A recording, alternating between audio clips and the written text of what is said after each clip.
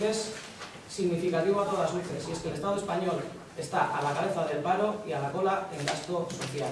Esas dos realidades, desde luego, se interrelacionan. Esas dos realidades no las ha generado una crisis, las ha generado un modelo económico y social que se ha desarrollado en los últimos años.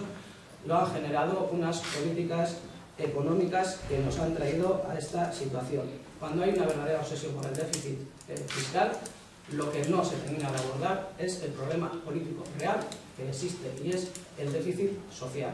Eso es el problema que se debe abordar, eso es lo que se está evitando abordar. A nosotros nos parece denunciable a todas luces que haya habido una reforma constitucional que lo que dice es que pagar la deuda pública está por encima de nuestros derechos sociales, porque eso define políticas presupuestarias, obliga a hacer políticas presupuestarias que recortan derechos, pero es más, prohíbe constitucionalmente que se adopte la senda de las alternativas. Hoy no existe voluntad política alguna por parte de las instituciones para hacer un camino que de verdad transformen las políticas.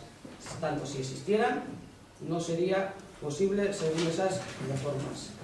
Queremos denunciar los recortes en el sector público, porque es mentira que se vayan haciendo recortes, que nos estén recortando derechos para luego recuperarlos en una mejor situación económica.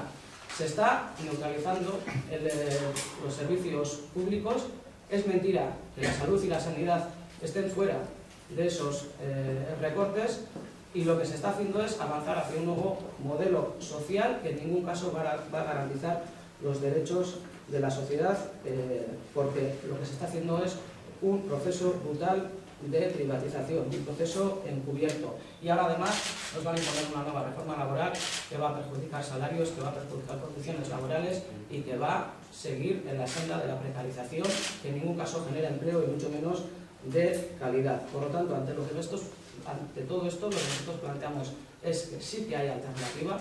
Es una decisión política seguir profundizando en la crisis, es una decisión política que la sociedad sea la que pague esta crisis. Se tienen que tomar otro tipo de decisiones políticas y solo van a ser posibles si salimos a la calle, si nos movilizamos, si hacemos una presión social suficiente para que se tomen otro tipo de decisiones. Ese es el camino que queremos impulsar y queremos darle un especial valor a hacerlo conjuntamente entre el movimiento social y sindical.